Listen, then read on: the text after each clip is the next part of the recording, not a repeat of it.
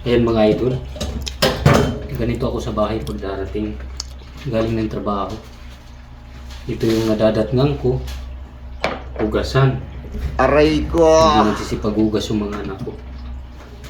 Hinahayaan na lang nila maghapon. Siyempre, bilang ama, ayaw ko rin ang makalat ang bahay na ganito ang lababo pag nadadatnan. Kaya imbis na magalit, tatrabahuin ko na lang mga idol. Sila nandun sa galaan. At yung bunso ko, siya lang nandito, kadarating lang kaya nagpa-video ako. Sana all! Kadarating lang din galing sa galaan.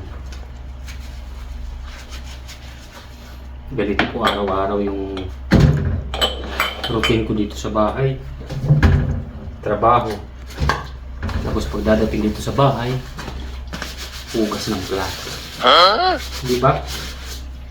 Tatapos dito maghugas, abay magsasaing na ako. Magluluto ng hapunan. Para pagdating nila galing sa galaan, meron ng pagkain sila na madadatnan.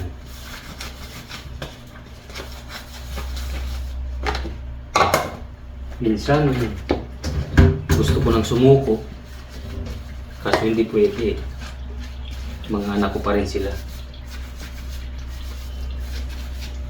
Hindi ako pwede sumuko. Intindihin ko na lang mga lahat-lahat.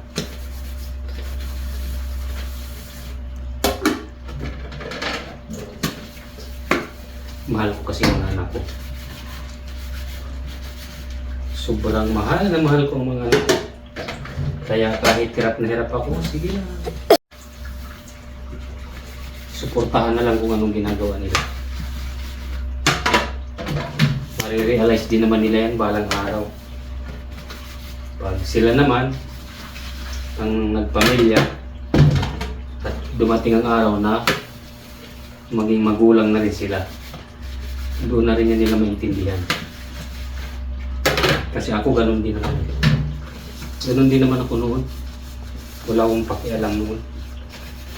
Ngayon na isa na akong magulang, nararamdaman ko na yung nararamdaman ng magulang ko noon.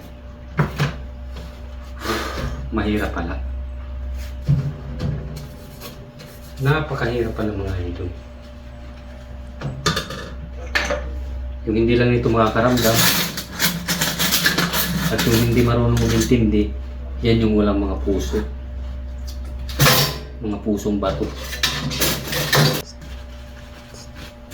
Hindi kayo marunong umintindi sa mga tinatawag na makasarili. Makasariling tao. Sarili lang iniisip. Ayun mga idol. Salamat sa panonood niyo palagi sa vlog ko. Pag ako naman ang nagtagumpay, siyempre, hindi ko rin naman kayo kakalimutan. Support lang tayo mga idol sa bawat isa. Sana magtuloy-tuloy na. Para sa mga pangarap ko yan mga idol. Sa mga anak ko.